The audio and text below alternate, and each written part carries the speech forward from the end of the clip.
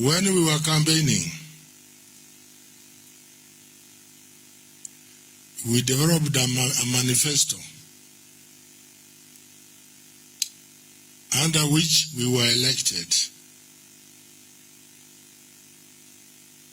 And we are making sure that all of what we promised in the manifesto will be achieved by end of next year.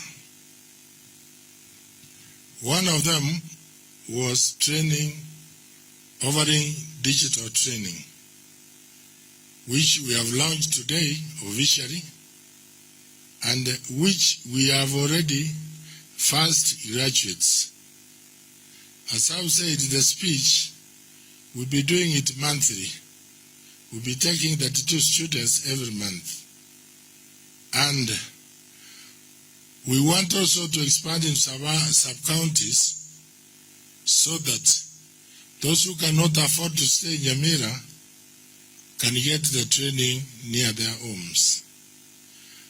And it's also an opportunity for entrepreneurs also to establish private hostels so that these students can operate from near the training center. Our plan is that we are talking to banks for those who cannot afford laptops, because some of you parents can afford. For those who cannot afford, we want to manage this program through a bank. We are negotiating. We deposit our money with them to use in their lending. And also this money will enable you to get a loan at a lower interest rates.